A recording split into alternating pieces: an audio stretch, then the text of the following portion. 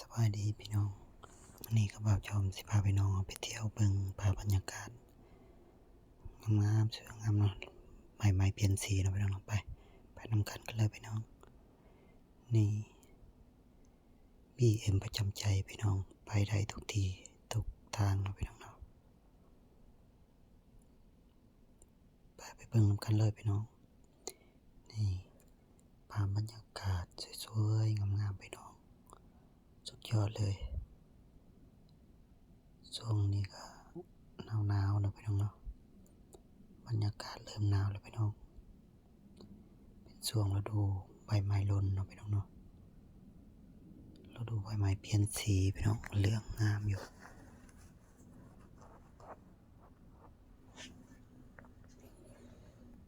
เป็นยังไงแถวนี้มีพี่น้องบ้านเฮาอยู่บ่เนาะพี่น้องคนลาวเฮาเนาะแถวอาสันเด้อพี่น้องเด้อแต่บ่าวจอมก็บ่รู้ดอกว่าอยู่จุดใดของอาสันเนาะพี่น้อง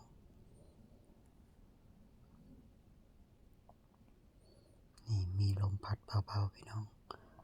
ใบไม้เลยใบไม้หล่นลงมาโอ้งามพี่น้องเต็มพื้นอยู่เหลืองไปเบิดพี่น้อง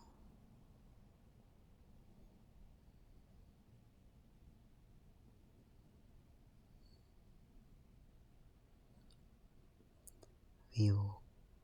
สุดยอดเลยพี่น้องตอนนั้นมันจะเป็นที่มีตึกนะมันจะเป็นในเมืองพี่น้องน่าจะเป็นในเมืองโอ้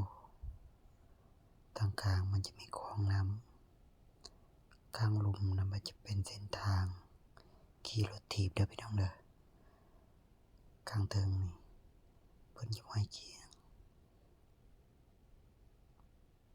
นี่อยู่เทิงนี่เพิ่นจะให้ขี่รถถีบนะมีแต่คนเฉพาะคนย่างอย่างเดียวใบไม้ครับสวยงามพี่น้อง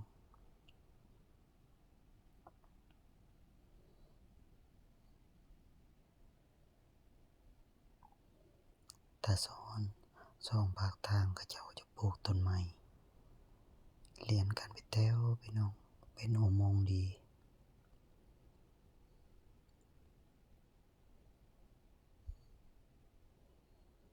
วันหยุดพี่น้องไปเที่ยวทางไหนน้อวันหยุดออกมาเที่ยวผ่อนคลายนี่เด้อพี่น้องเด้อ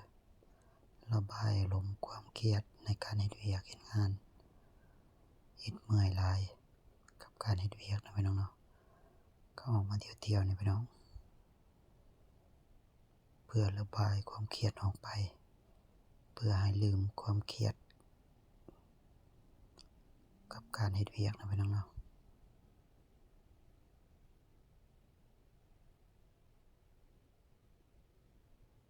ตาสะออนใบไม้ร่นพี่น้องงามเหลืองเต็มพื้นอยู่พี่น้อง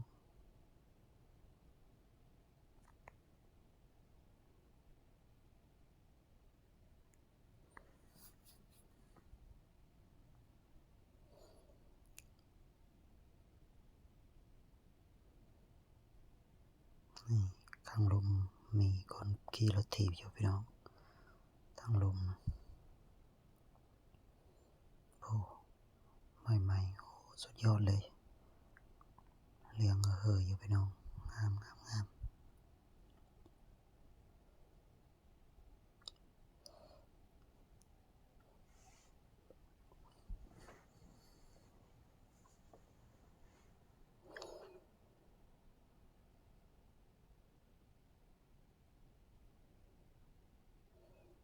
เป็นได้กับการเฮ็ดเวียกเฮ็ดงานม่วนอยู่บ่พี่น้องเป็นไดเมื่อยหลายหรือว่าดีหลายบ่ดีอยู่บ่เนาะพี่น้อง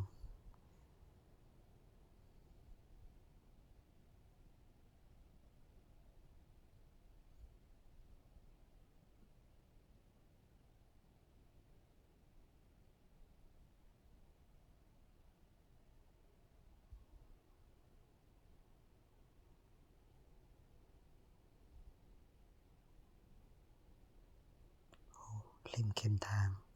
มันจะมีเก้าอี้เพิ่นตั้งไว้เนาะพี่น้องเนาะให้นั่งพักผ่อนพร้อมเวลาเมื่อยย่างเนาะพี่น้องเนาะคักอีหลีงาม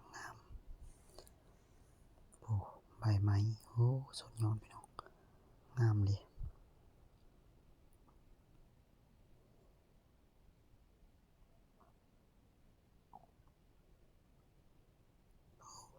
เป็นอุโมงค์ดีพี่น้อง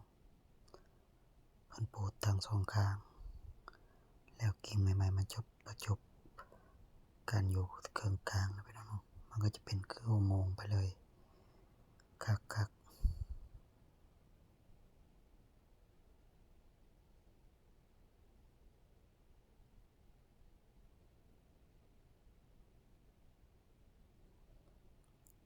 คนก็หลายเลยพี่น้องเริ่มหลายเต็มอยู่พี่น้อง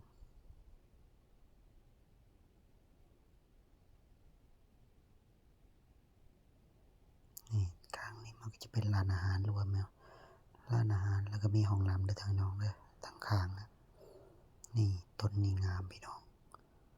โอ้สุดยอดเลย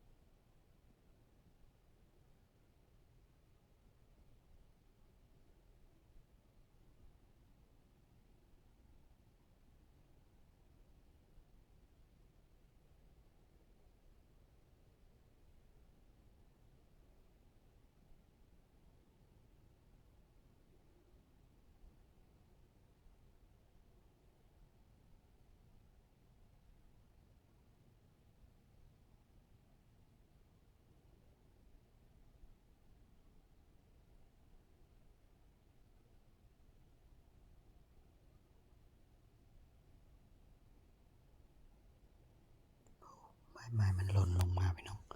เต็มพื้นงามเรียงอยู่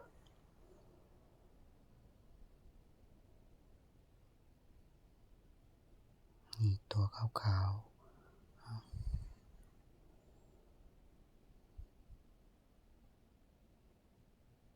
มีแพนด้านี่พี่น้องโอ้